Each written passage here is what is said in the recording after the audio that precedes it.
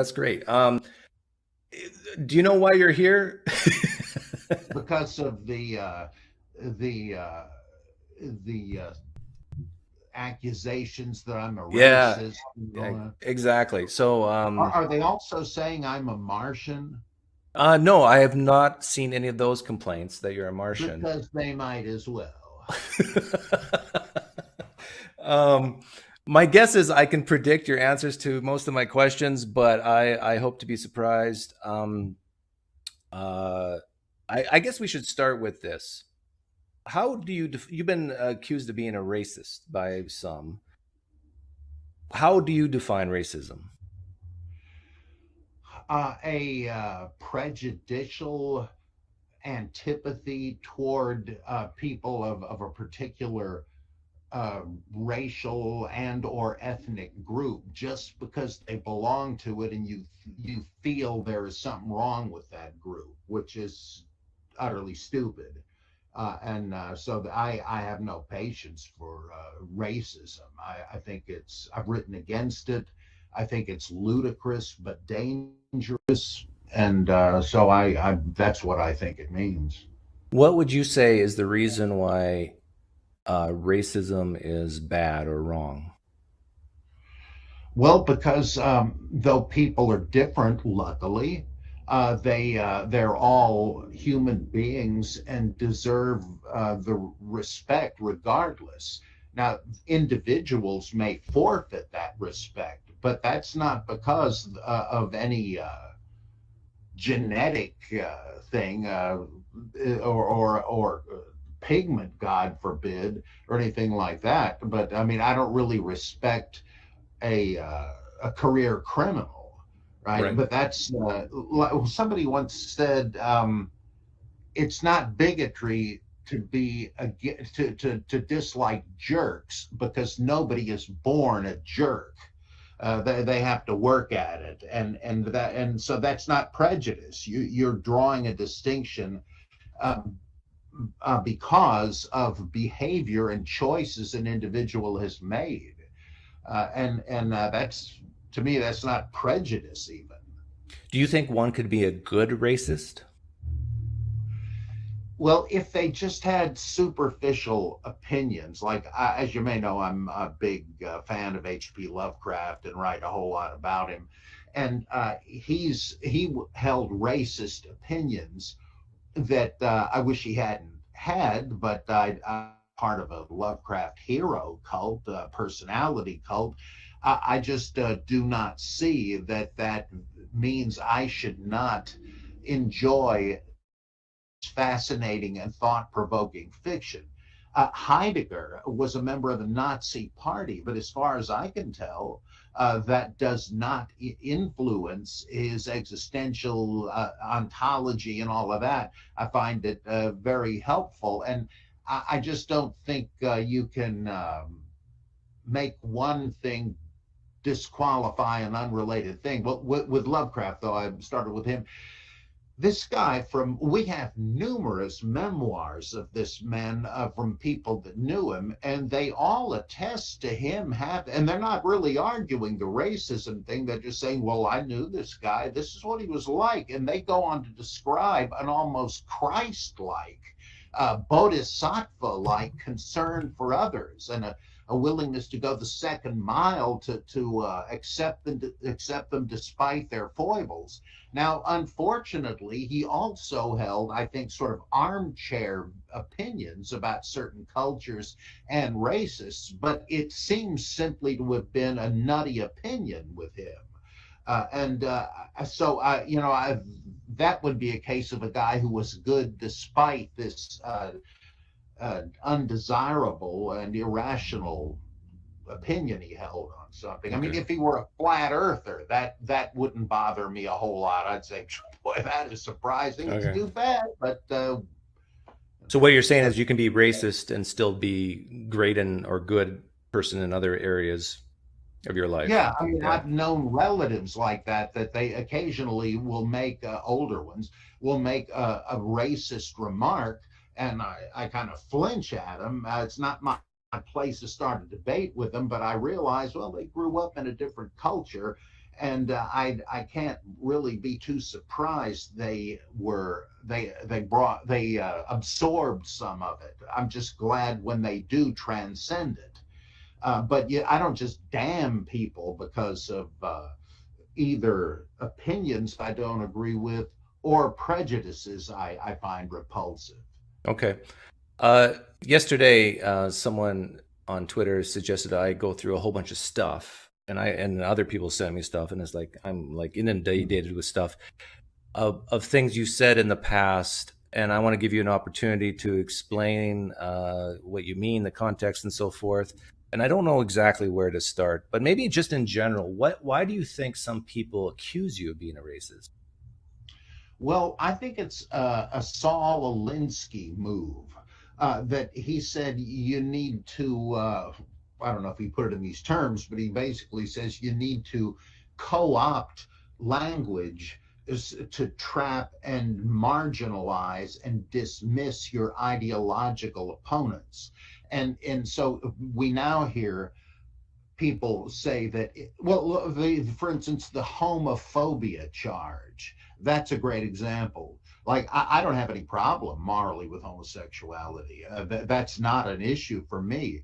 But I do stick up for people who have reasoned arguments against the morality of it, which I have sought to rebut in discussions. Well, they're not convinced, but I I don't think in their like my a relative of mine is a retired nurse, and she's a very sharp lady for medical reasons that I'm too stupid to understand. She says she thinks it's wrong and wrong because it's physically destructive ultimately. I don't. I'm not competent to evaluate that, but I can't say she's a homophobe.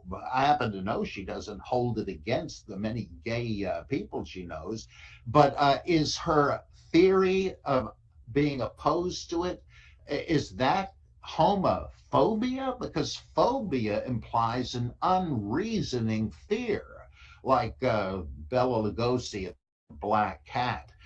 When a black cat crosses his path, he freaks out and shoots it because he's a what an ailurophobe or something. He had this insane fear of cats.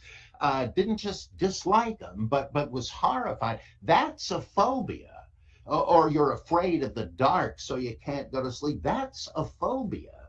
But having a different opinion on whether homosexuality is right or not, that's, I mean, I don't agree with that position, but I understand it is a reasoned position. And so I will not call it a phobia, because that's a tactic to get you to say, well, I don't have to listen to them. I know I'm right. Why confuse myself with any other view? And that's what's happened with racism. We now hear, well, this goes way back at least to Daniel Moynihan and a big thing he did on crime in the black community and so forth, where he said it really seems there's a big correlation between lacking a father in the home and kids growing up without a moral compass, and that's why you've got these murder rates and gang violence. People said, "Oh, you're a racist." Why? For what? What did he do? Yeah, in fact, can I call you Bob? Is that all right, or do you No, want? please do. Okay, Yeah. so Bob, even just like within an hour ago, someone made the exact same comment to me on Twitter about this. That you, I wish maybe I have it here, but that you made some comment about um, fatherless black homes or Mm-hmm. something like that, and That's the fact. There's no debating that except for people that just don't like the idea. You can't point out a problem in as a first step to trying to clarify and solve it. If you say there's a problem, you're a bigot. If that, you see what I mean? That yeah. they have stretched out racism and bigotry to the point where it is meaningless, but that's what they want to do. But I think Then his they don't point want. was, I think his point was though that um, fatherless homes might be a problem or is a problem, but you didn't mention that this occurs in other races as well. You just mentioned the black race. Well, take a look at the statistics. Now, why is this the case? It's not because there's any genetic inferiority to blacks. I mean, it seems to me, I don't know enough about genetics, but if you had a genetic difference, as such as the Ku Klux Klan people and so on say, you couldn't even have intermarriage between the races. I mean, you'd be a different species.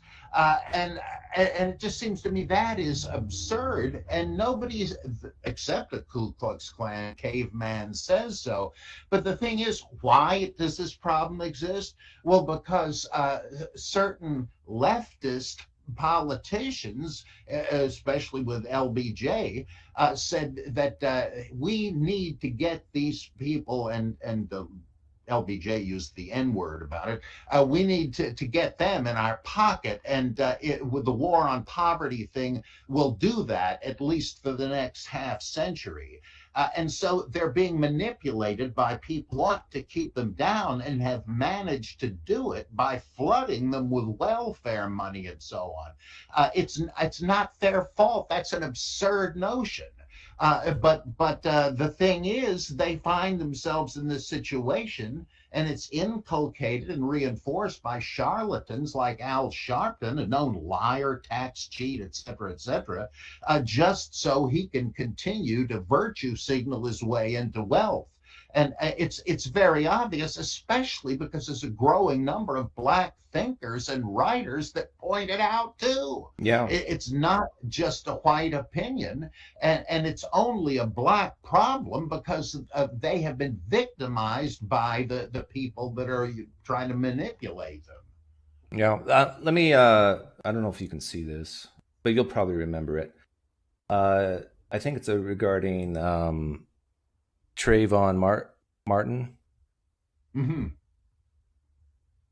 You probably can't see this, but do you Yeah, recognize? yeah, I know what it is. Yeah. Okay.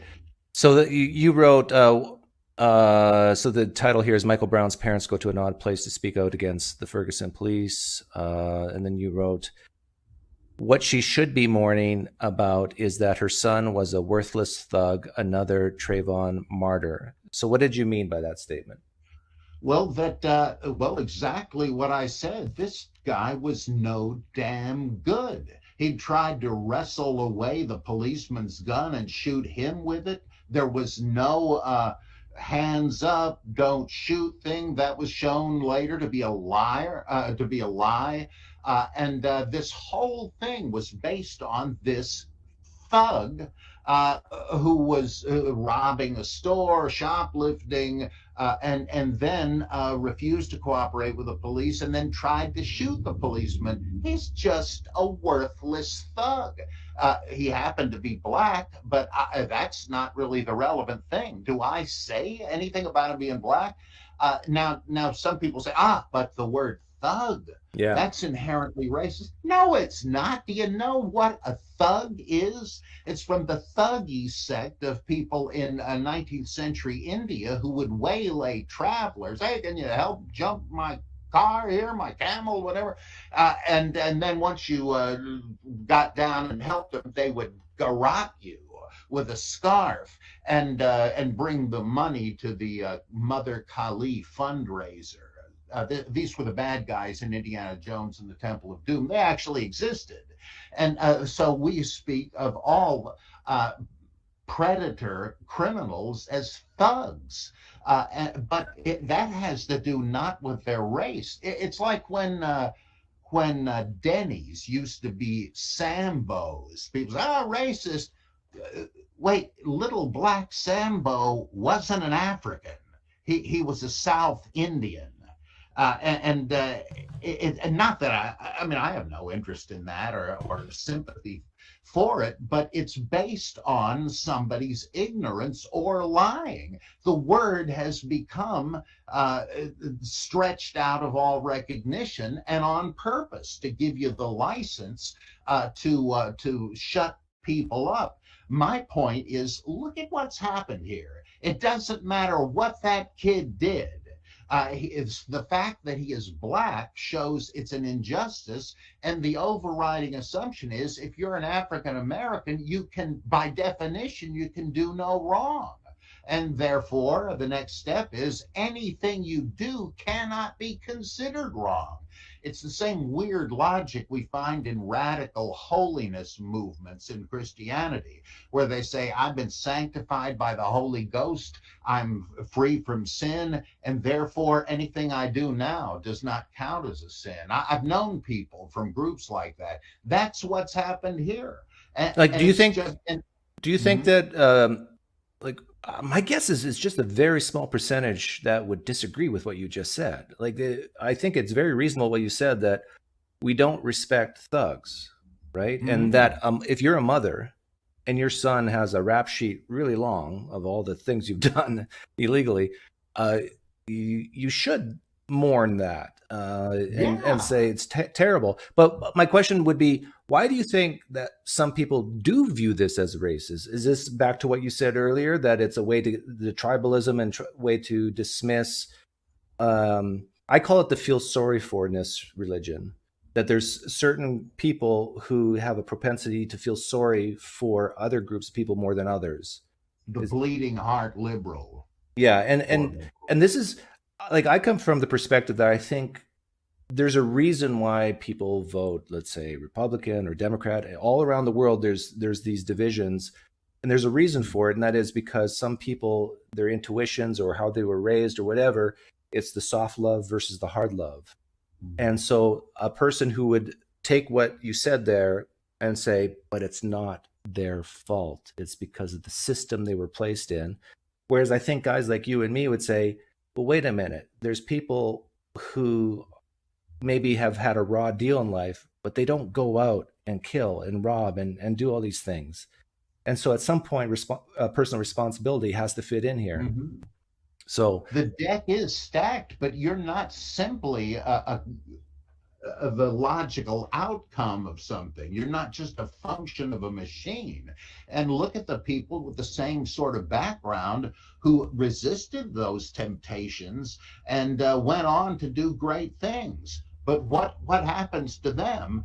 They get denounced by uh, race hustlers as acting white, which implies that success is impossible, despite the fact that we have had a black president, we're not got a black vice president, et cetera, et cetera, et cetera. Somehow we're back in the 50s with Bull Connor.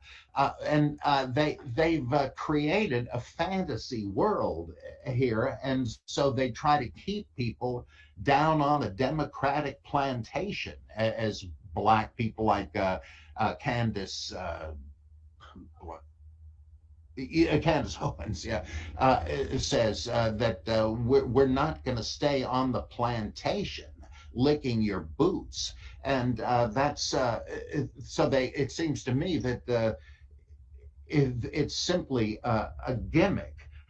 People will say, well, Price, that this is personal, not political. If you think that, you are very naive. Because the whole idea, once that thing was put on, that clip of her was put on the internet or the news or whatever, it was weaponized and for the particular purpose of erasing any moral distinctions. Race A does it, it's bad. Race B does it, it's good, or at least not so bad. And that is social civilizational suicide. yeah, I was And one thinking, of the, this reminds me of what happened just a couple days ago on Sunday with Will Smith. And I was thinking to myself, you know, who I think it's John Voight, Angelina Jolie's dad, yeah, who's an actor and an outspoken Republican. If he would have walked up and slapped Chris Rock, my suspicion is he would have been escorted out of the building. yeah, But when Will Smith does it, he's not. Now, I don't know, but my suspicion is that race is a factor here, and that it's actually more racist not to escort Will Smith out than to leave him there. Like, it's like you're saying it's okay, and yeah. and and some people would say that, you can't even say anything against Will Smith here because you don't know him, and you know. But would they say the same thing about John Voight? Yeah. So I mean, there is always more behind what someone does, good or bad, than we know since we don't have telepathy. But you don't have to know that. That kind of thing, it's utter agnosticism about people's motives and their effects. That is it just that stymies any kind of like doctrines of absolute predestination that you can this is another way of saying given your genes and your environment you can't really blame any murderer, thief, rioter, whatever he does. Well, you might be right. It's possible that their every act was dictated by their subconscious because of their upbringing and their genetics. There was no way in the cosmic epic that they were going to do anything else. Well, I don't know if that's true, but even if it is, we have to act as if it were yeah, not. It's a legal fiction, or everybody's dead pretty soon. yeah, I agree. Like I lean deterministic, but come from the point of view that we don't know what effect and what all the causes and effects, and we have to act like what we say makes a difference and change the future. I want to bring up another one that a lot of people would view as racist thing that you said. Here's a thought. If the Supreme Court forces the Washington Redskins to change their name, I propose the Savages. Yeah, I tell you, that just what they took from that is funnier than my attempt at a joke. My point is to say, oh, you don't like Redskins? Well, how about this? I mean, it's like it's just as stupid. Nobody would do that, but Redskins isn't savages. It's just a joke, and some people, especially these social justice people, have no sense of humor and can't recognize a joke when they hear it. Yeah, well, so what you're saying is you were like Chris Rock that day. Exactly. Have you ever heard what Chris Rock says about N word people? He says, oh, he believes that there are N word people, but that's okay. He doesn't like them either because that refers to a particular kind of slovenly gang drug kind of thing that he despises. He transcends it. Are they going to dare to call him a racist? Lucky him, no, because that would mean we'd have to admit that a fellow African American did something wrong. And we know by definition that is impossible. Well, yeah, they define And racism differently. I don't know how to describe who they are, but some people define racism as that it's impossible to be a person of color and be racist. yeah, that's absurd. I mean, look at the attacks that leveled against other races, Orientals, when black thugs, which are not synonymous terms, start attacking Orientals or Asians, or whatever you want to call them, in the street. That's not racism. I mean, maybe it's just a random target. Who knows? Maybe they're literally colorblind, but I doubt it. Obviously, look at the Nation of Islam, Elijah Muhammad's sect. They say that whites are degenerated proto-humans, that Allah created people black, but the mad scientist Dr. Yakub had managed to create subhumans, and the lighter the shade, the more primitive they were, and that's not racism. You're the group you don't like is not even human. I mean, the Nazis said that. There were Nazi theoreticians that said, you want to know where blacks came from? Adam and Eve mated with apes. You're insane. And that is racist, but that's what the Honorable Elijah Muhammad said too. He just had a different target. It, I don't know the context of this. Someone just sent it to me, or I copied and pasted from somewhere in a quick preparation for today. But maybe you can help me what the context it is. Let's fast forward to today when I learned that the anthology had been canceled because several of the contributing authors withdrew their work because they didn't want to be associated with Price's introduction. My uninformed gut reaction was to be angry at the authors. Is this just another example of folks getting angry, of off-color humor? Then he goes on to say, let's look at just one page. Commenting on the Me Too movement, Price states, the continuous false rape accusations are seeking to make masculinity, even natural male interest in women, into a rape culture. He moves on to a pensée about pornography. I long have puzzled at the feminist hatred of pornography. It reduces women to sex objects. Absurd. It's simply highlighting an aspect of beautiful women. And then he moves on to the politics of gendered language. Many of the progressives want to replace he, she, his, her, him with gender neutral language so as to promote the illusion that the gender is a matter of social construction. And this is only one page. At this point, I was wondering, excuse the harsh language, what the F does this have to do with sword and sorcery?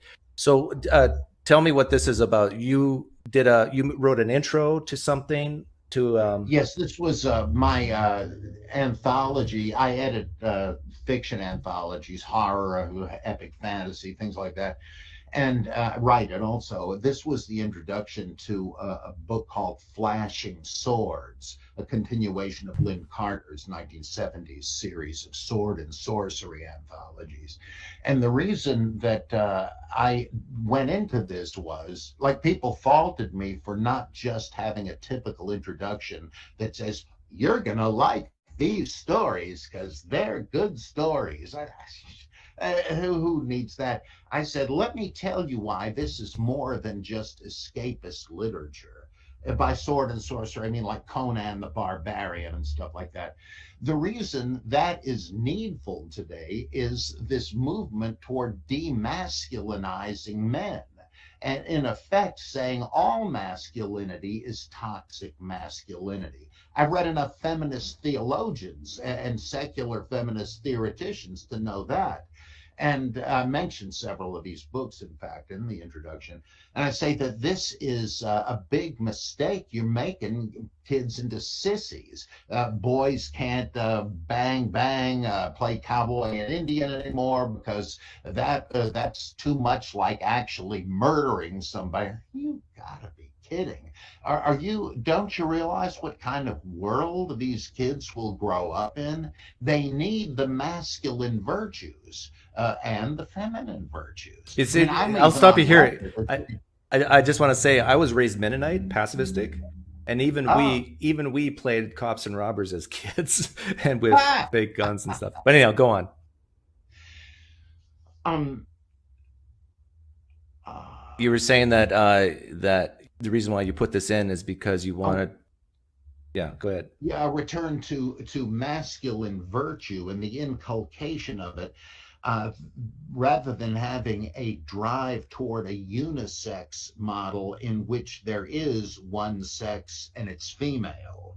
That men should all be like women and everything would be fine because all the world's ills come from masculinity, patriarchy, and so on. Well, there's a lot of awful stuff that has been done in the name of that. Luckily, we're beginning to evolve beyond it, but the solution is not to go all the way to the opposite extreme.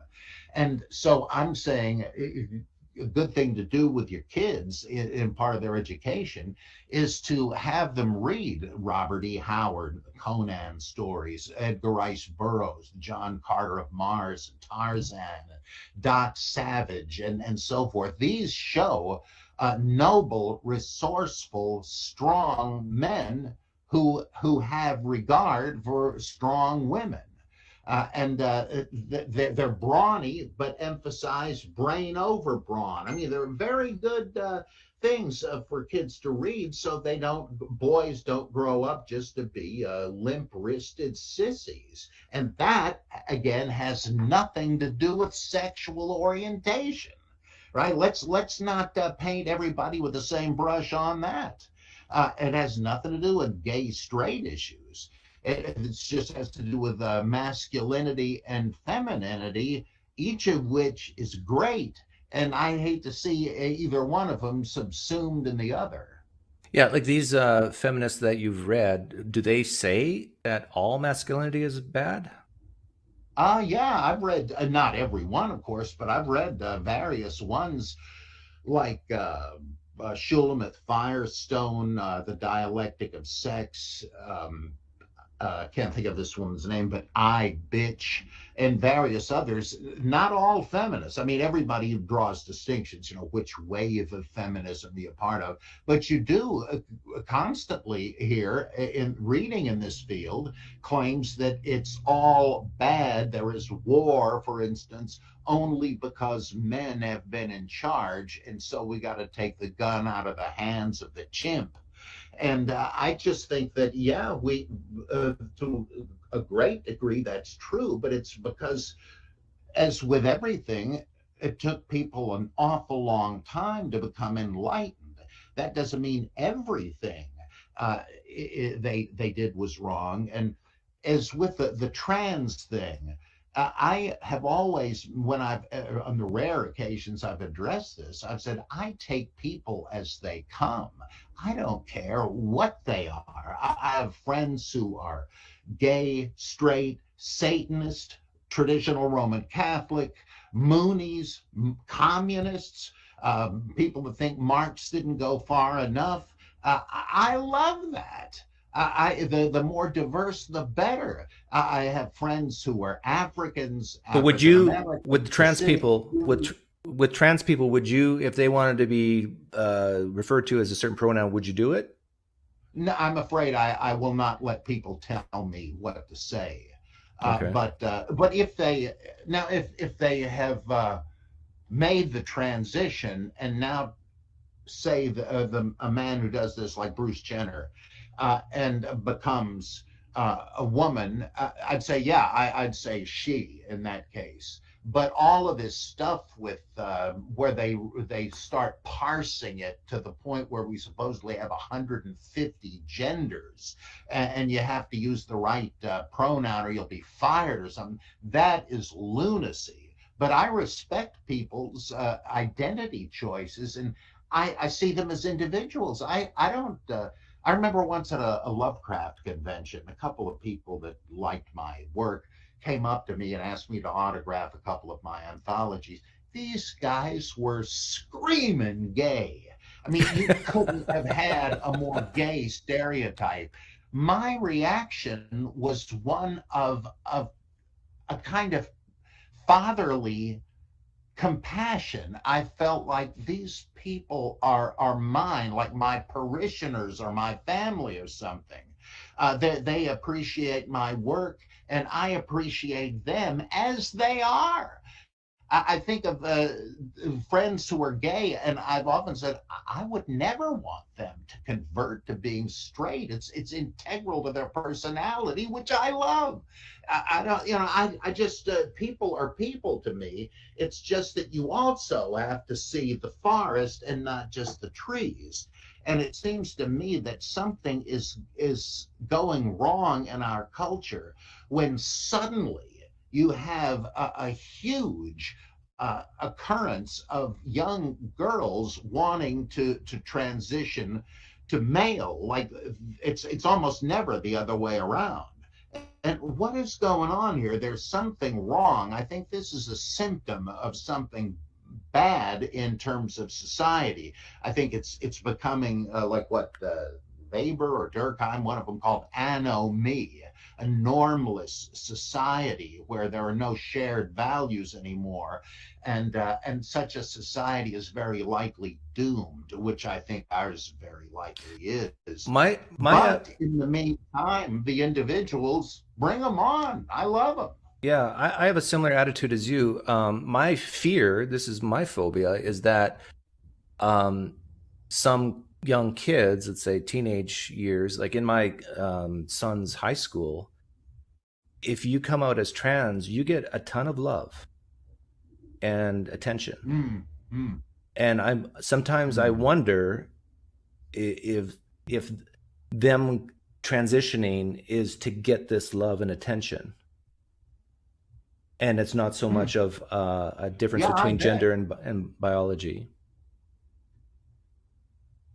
Yeah, I suspect so because otherwise, why? I mean, it's a symptom of isolation, and it is correlated with. You can't demonstrate causation, I think, with all the internet bullying and the suicide that results from that. There's much more bullying going on, like on different fronts in different media than there used to be, and it's always been a problem. And then this comes, especially when girls are.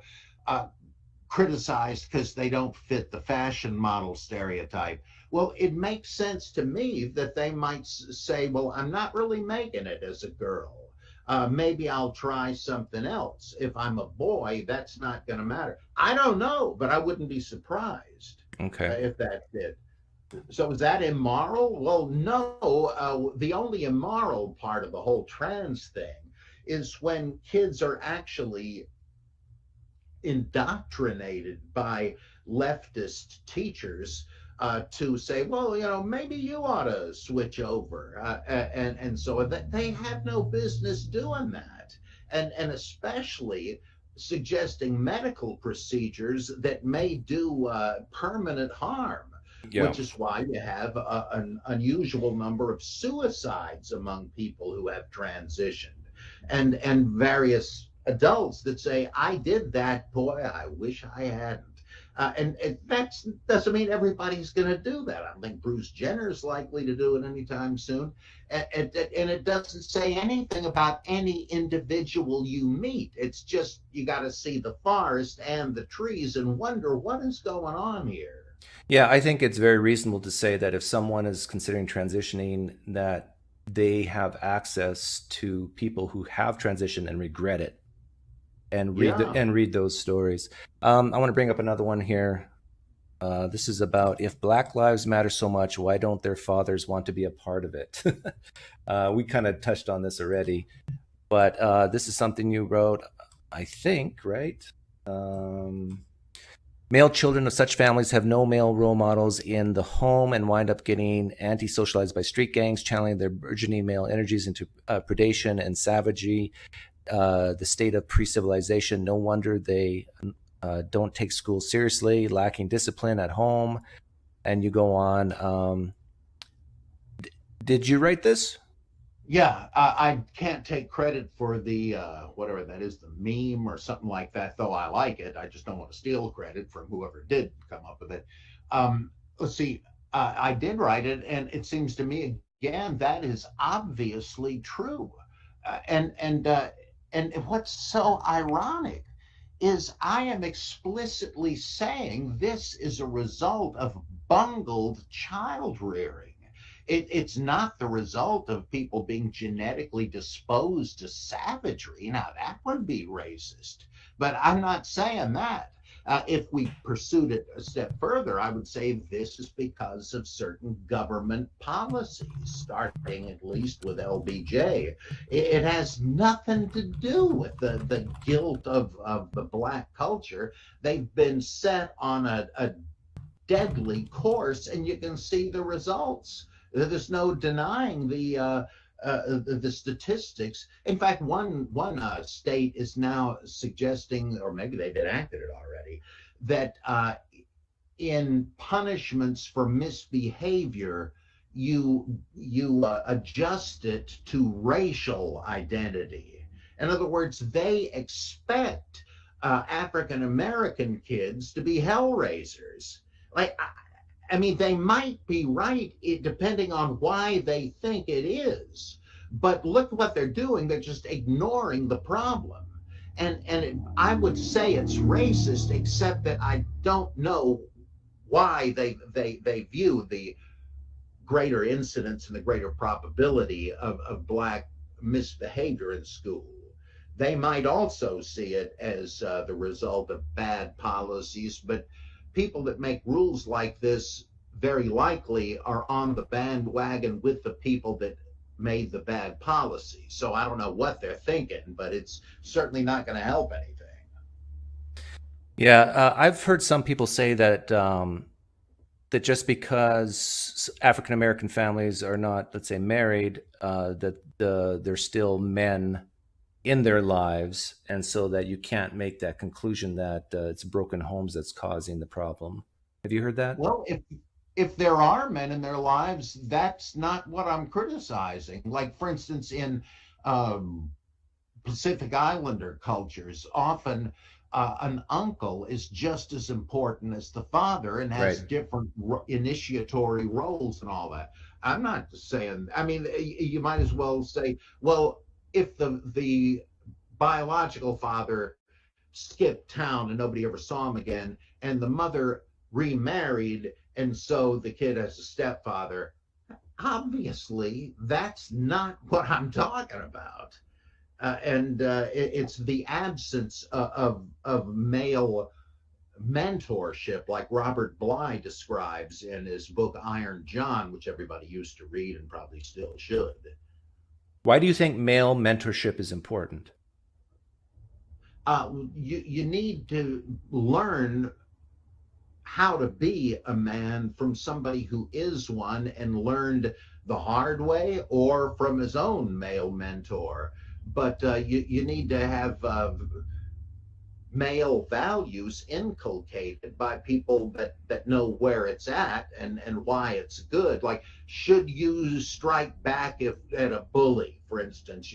Like Opie asks Andy Taylor on the show, or I'm a big fan of The Rifleman, and I love the way the relationship between the father and the son are is depicted, and how they admire each other and teach each other.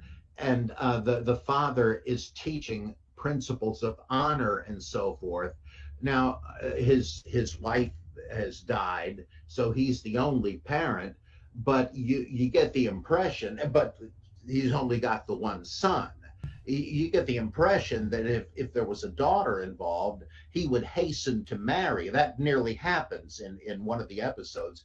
And so it's not like it has to be perfect, but there's a basic structure. And when you have Black Lives Matter, for instance, saying that they are against the nuclear family and want to see it dismantled, what are they aiming at there? Well, they are anarchistic. They're Would Black violent. Lives Matter say that? What's that? Oh, Black. yes, they do. It was until recently, it was on their website as part of their statement of principles. They admit they're Marxists and that they're against the nuclear family. And of course, what they want to do is to not to have chaos with people wild in the streets, though they also don't seem to mind that. But they're aiming at a state in which children would be brought up by the state, not by the parents, which you had to some degree in the Soviet Union. Hey, you better not indoctrinate your kids in religion. We, the state, will tell them what to think about that. And I get very disturbed when fellow atheists say, parents teaching their kids, bringing their kids up in a religion is child abuse. No, even if I don't agree with the religion, what you said is Stalinism, and I'm not for it. It's like that's what I see in Hillary Clinton, who's a confessed Alinskyite. She writes this book. It takes a village. It's like a kibbutz kind of a thing, I guess. But I think she probably should have called it "It Takes a Gulag," because it's the anti-family thing is pro-state ownership of children. You see that again with Mm-hmm. these teachers telling kids, well, we're going to talk about you changing gender, but we're not going to tell your parents. Why do they think they have the right to do that? Because they think the state owns the children, not the parents. Well, They you know don't what? own them. Maybe they're right that the state does own the parents because the state's paying for the kids. You get like, I've been a big person to say you shouldn't have kids unless you can afford them. And Mhm. if you have kids and basically the government's paying for their food, shelter, and clothing, Uh, they basically own the kids. I see what you mean. I see what you mean. Speaking of, I think you brought up Black Lives Matter. Here's another one that someone sent me, or I copied and pasted from somewhere. This article, Black Lives Matter. Mm-hmm. You wrote this. Oh, June yes, and 3rd. I would swear by every word of it. I just reread it last night. Okay, give us the synopsis of what this is about and what the point you're trying to make. Well, mainly most of what we've been talking about that the like the minstrel show, the poster there reflects a scene from Gone with the Wind, where the uh, the war between the states is over, and the carpetbaggers come from the north and are busy recruiting freed slaves as a voting bloc, and they say, we're your friends, and you're going to vote like your friends vote. And it's just a new kind of enslavement, quote unquote. Why don't you switch over to our plantation? You won't be picking cotton, but you'll be putting the right thing in the ballot box. That was already patronizing racist exploitation. And it continues to be that way, as people like Candace Owens and others say today. Blacks need to get off the Democrat plantation. Yeah. Okay. Well, we've covered a lot of that sort of thing. Let's move more to politics. Well, this is sort of politics too, but more about things like Republican Party and Trump. Are you a Trump supporter, or Oh were you? yeah, yeah, big Okay. time. Is there anything you don't like about Trump? Um, well, he plays golf, which I hate. Um, but what's not to like, especially if you have a cynical, smart-ass sense of humor? Well, Uh, what uh, about I, him grabbing women by the. we don't even know if that's true. One woman said that she was on a plane with Trump started groping and grabbing her as if an octopus was entangling her. I don't believe that. Could that have gone on for seconds before Trump would have been grabbed? It's ridiculous. And in fact, other women that have come forward with these stories have eventually been like with others too, like the thing with Judge Kavanaugh. A lot of these accusations are later recanted or exposed. You can't ever really know. Now, he was sexually more frisky than I would advise people to be. There's no doubt of that.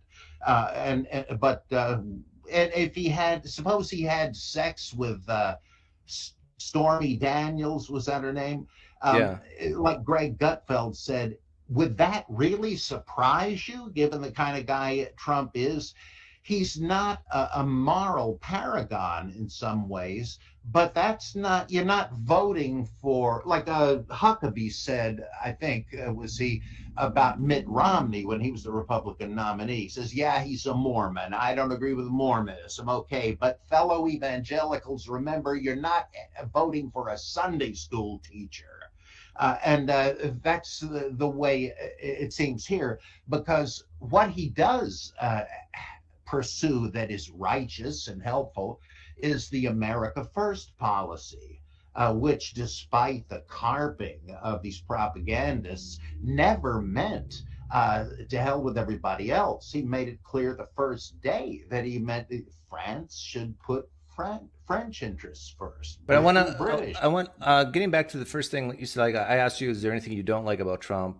Not much. One thing I'm on record as saying that I think Trump is the worst role model out of all the presidents, which is different than the politics part. And the reason why I think that is because I don't know if you've seen this video, but it has him on video saying some really nasty stuff that I definitely like. I have a son, and I would never. I'd be ashamed if my son behaved this way. Like this is Trump on audio saying I took her out furniture shopping or something. I moved on her like a bitch, but I couldn't get there, and she was married. Like he's basically admitting that he's making moves on married women, and basically, for his own sexual gratification. This is what I That's don't. bad. Yeah, I don't like But Trump you for have that. to choose your battles. To me, I'd rather have him than a mannequin like Biden manipulated by lunatic dogmatists into shutting down the energy industry, in being weak in foreign policy, et cetera, et cetera, et cetera. Do you really care that much about what he may have done in his past? I mean, I'd like to know the date of that, but Yeah. it seems people don't seem to hold that against Clinton, and it's unfortunate. But look at why the guy is president. He's not like Cato of ancient Rome, the official censor and moral paragon. The stuff he's done for veterans, for homosexuals, for women, that he for African Americans. I mean, I know you've seen the picture of Jesse Jackson giving him an award for his work on behalf of African Americans, but they just lie and say he's a racist. He's always given prominence to women in positions of authority in his companies and in the government, but they just ignore that. They say with that he said they're good people on both sides of this. Oh, yeah, he thought those Klansmen and Nazis were just as good as the He didn't say that. He said something altogether different. He's talking about the people that don't want the past erased by destroying Confederate monuments. They say he hates the handicap because he did this thing in a speech where he said, "Oh, so and so journalist," and it turned out the guy had some sort of disorder that resulted in odd movements. I don't know that he even knew that, but it was proven that he that's just one of his shticks when he's talking about somebody he thinks is a flustered airhead, and that it had nothing to do with this poor guy's affliction. They're just lying repeatedly, and oh, anyway, it But just he's a seems bit to of a me that narcissist, don't wouldn't you agree? I don't care. Look at what he's done for the country. And look at what Biden, who's a career criminal, is doing for the country. He's better. He's bought by China. His foreign policy is controlled by Yeah. the graft he receives, as it's been proven by Hunter's laptop from hell, but other stuff we already knew anyway. It baffles me Yeah, how what is interesting, like prior to the election, that Biden's son's laptop was kind of just put under the rug or dismissed as whatever propaganda, but now it seems like there's substance there, and this gets to that whole thing about misinformation. You know, there's you got to censor misinformation. Well, the problem is 90% of people can say this is true, and the 10% who say this is false could be right, and so what is viewed as misinformation might actually be the truth. And so that's why we have to right have, we shouldn't censor. could be. Yeah, we should Yeah. just let it.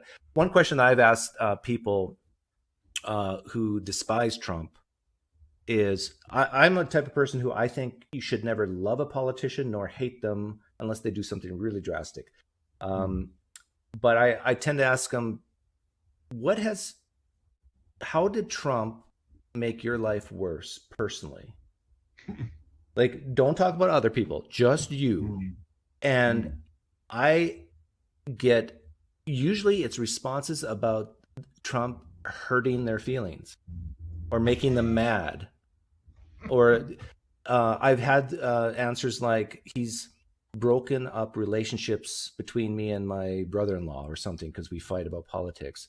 And then I will say things like, well, aren't there people who are pro Trump and anti Trump, family members who get along?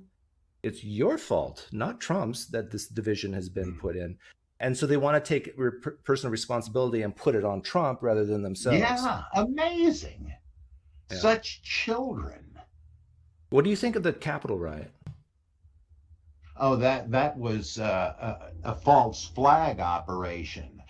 Those people that were told to go there were told by a guy who's an operative of the FBI, as he was being denounced for that by the crowd at the time. Don't listen to this guy. But he's the one that's, oh yeah, we got to break in and so on. We just like the phony plot to kidnapped Gretchen Whitmer. It's been disclosed that in both cases, a number of the plotters were FBI assets. They were trying to create something that they could then overblow. And they shouldn't have done that, but it wasn't much of a big deal. They opened the doors to the place to let them in. They lied about a guy getting his brains beat out with a fire extinguisher. Later, it turned out it didn't happen. The only person that died was a Trump supporter who was shot in the back by a Capitol policeman, unprovoked. This whole idea, though, this is worse than 9/11, this is worse than Pearl Harbor. Nobody could really believe that. They just must think the public is stupid enough to believe it. The fact that they've hunted down all these people that they could find that were there, and some of them have been languishing in jail without a trial for all this time. How can this happen in America? You just have thuggery on the part of these people that just think Trump is the Antichrist, and because he's pursuing policies that are good for America. I know that sounds crazy. I never would have believed that would happen, but I don't know any other way to interpret these But things. there was a couple thugs in the Capitol, though, too, right? I'm not sure, there might have been. I sure wouldn't Yeah. be surprised. But like this guy with the headdress, he's Yeah. just a nut. He didn't hurt anybody or whatever. I mean, he did a kook, but that's not really. I guess the Congress is full of them anyway. Why do you think Trump lost?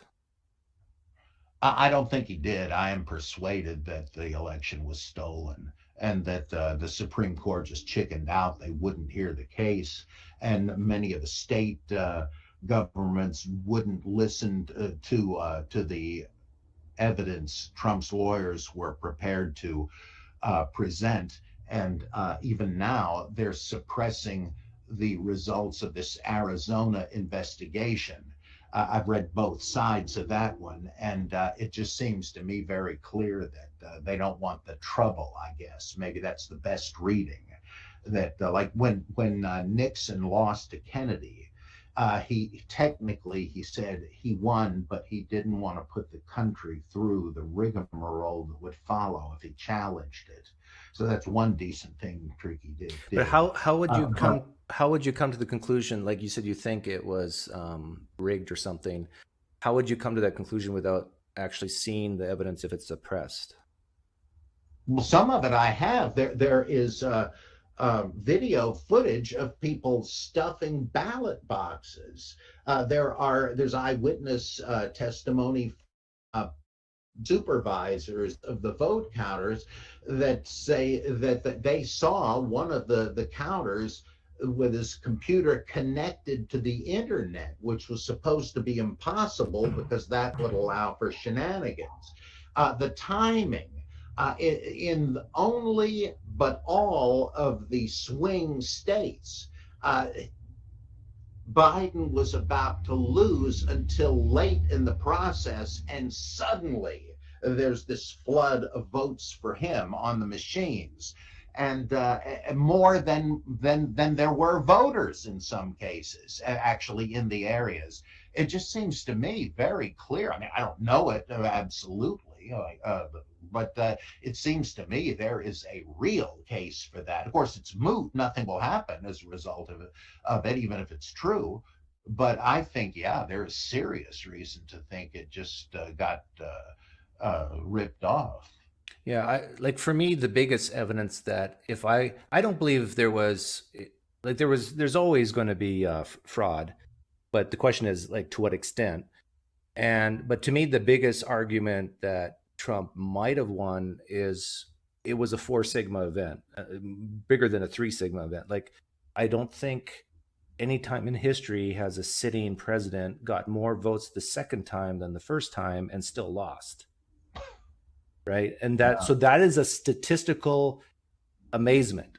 And yeah. but then one could argue that um, this was a very because of COVID, this was a very unique situation where you had mail-in ballots, and so people could mail in, and that's why Biden surged in the late hours because they were starting to open up the mail-ins. Have you heard that? Not in that form, but I have heard that some of the shenanigans performed with the mail-in votes, having them changed by the counters, just like old Bob Dole said in the Bush Gore thing. He said they're not counting votes in there; they're casting votes in there.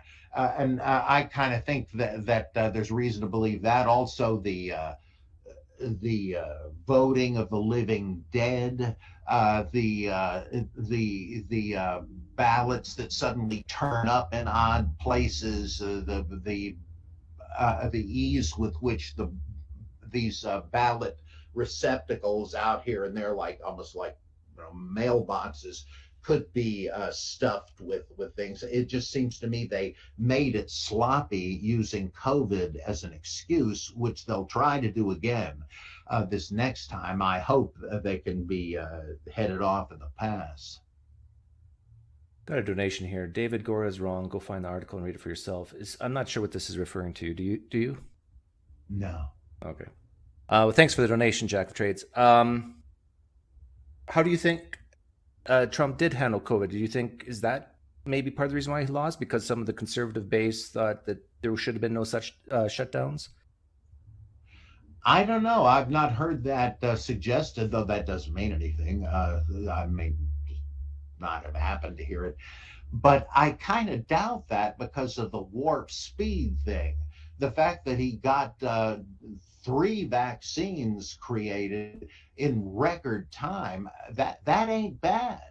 And though now in retrospect it looks a bit different because the vaccines may be poisoning people, I'm not competent to judge that, but there's serious doubts about it. And but at the time, the lockdowns, I don't think they were saying yet, as they are now, that they did no good and only crippled the economy.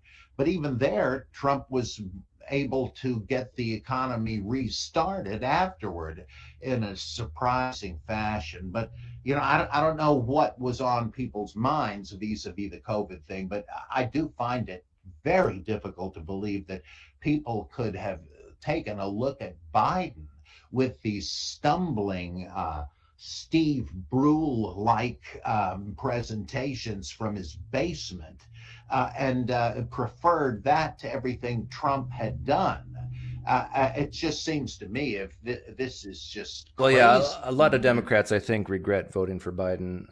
It's obvious he's not all upstairs. Not But it maybe. was already. I mean, I don't know how anybody could have considered voting for this. Well, it was the This lesser of two evils. It's like I think a lot of independents might say, they just hate Trump and they just hate Biden less. Yeah, um, that's the total.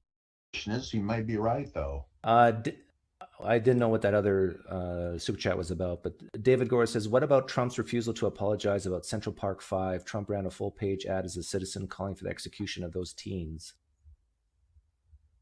That's going way back, right? Can you tell me any more about that? I don't recall that. I think there's some thugs who Trump at some. How many years ago was this, David Gore? This is a long time ago, right? Um, that there was some crimes committed, and Trump made some comment that these teens should be executed. And my guess is they're all black. Well, they could be South Moluccans for all I care, but I know this is really going to get me in hot water or hot lava.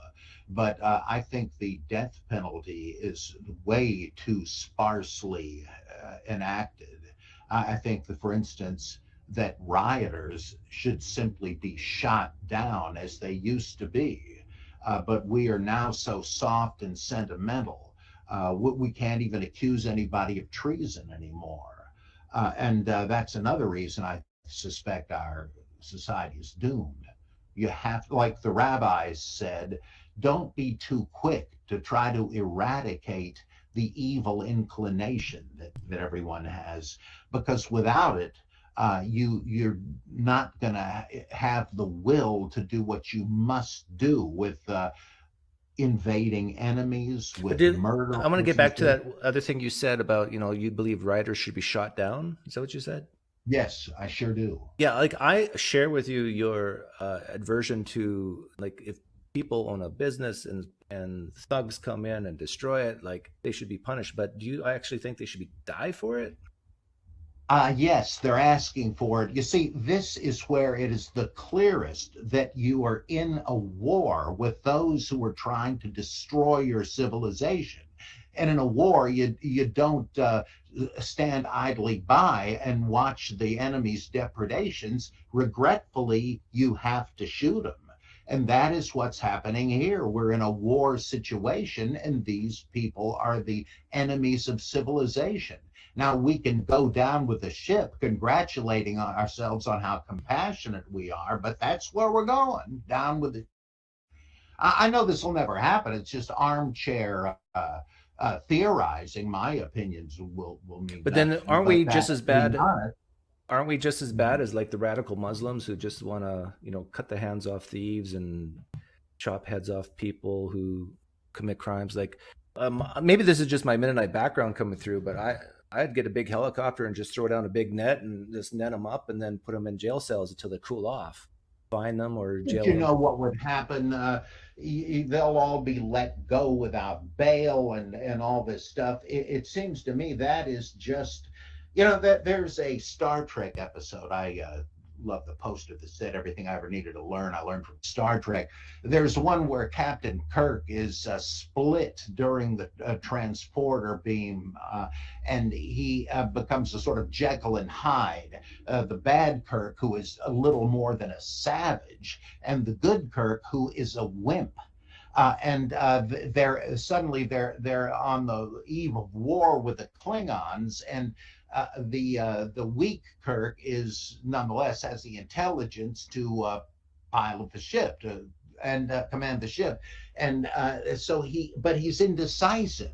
What should we do, Mr. Spock? Captain, your time's running out, and he's like Jimmy Carter suddenly. And the thing is that that's where we are headed, a kind of dithering. Uh, like morality has gone decadent in the wrong direction. Now we are super moral in a way that will destroy us. We'll just say, well, maybe we can slap them on the wrist and they won't But aren't like, torch. I don't know, like I think a lot of these rioters who I strongly disagree with, I don't think any rioting should be happening, but a lot of these are kids who are I just don't care. That stupid. they're bad. I mean, look what they've become. Do you really think you're going to be able to rehabilitate them? And it doesn't matter. They're on the battlefield fighting for the wrong side. We didn't ask them to go out there. But some, like I'm sure there's adults today. Some of them might be listening right now who look back when they were 18 and saying, "I did a lot of stupid things," but now they're great contributors to society. They, It's a different scenario. I doubt if they were all rioters and arsonists. And if they were, they're just lucky they survived it by the skin of their teeth. But you can't approach that like, should I shoot that Nazi? Misguided. If he survives this, maybe he'll become a rocket scientist or something. You can't do that. You can't know that. They have put themselves in a deadly position. And you can't just be a wimp and let them out of it because your civilization is at stake. Things will get much worse, and it'll be thanks to us limp wristed, bleeding hearts. but I how do know a you? lot of people. Yeah, I understand what you're saying, but and I do empathize with you because I really hate it when people work their lives for something and then What do you need to ask them? um yeah, good point. But I guess like, one could take your philosophy there and apply it to just anybody during the Capitol riots, to shoot them dead, right?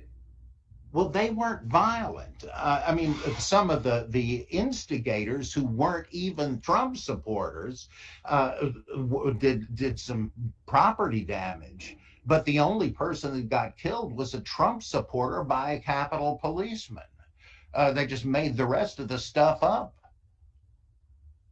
Yeah, the thing is, at what point do you pull the trigger? Like, do they have to set the fire first and then you shoot, or is it just in there? They are in the area. Well, if they're active in what's going on, destroying stores, torching police cars, that's enough. This is the kind of thing that cannot spread, but it did spread because the police did nothing.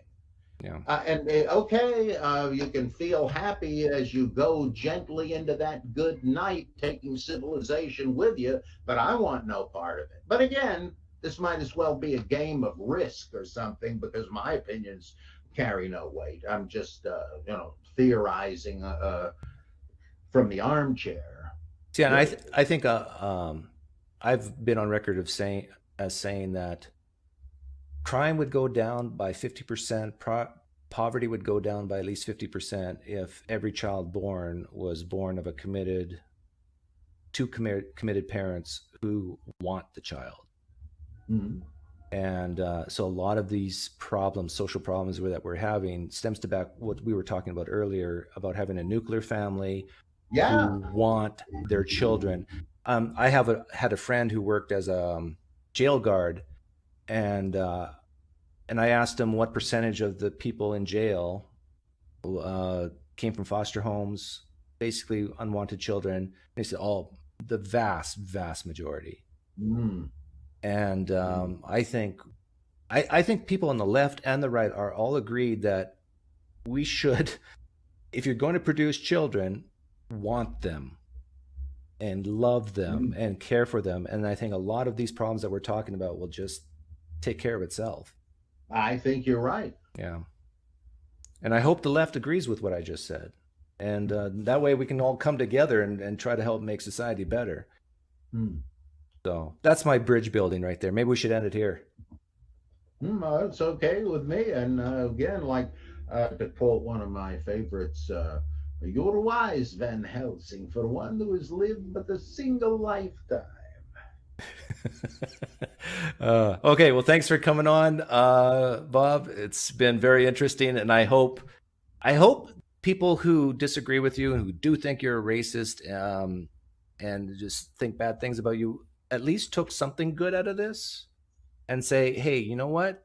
I do agree with Bob here, even though I disagree with him here, here, and here, and can at least understand where you're coming from, where I'm coming from, and that people have different values. Yeah, and that we need each other in order for society to work. Hmm, you So, bet. okay, take care. Have a great day. Okay, thanks for having me on.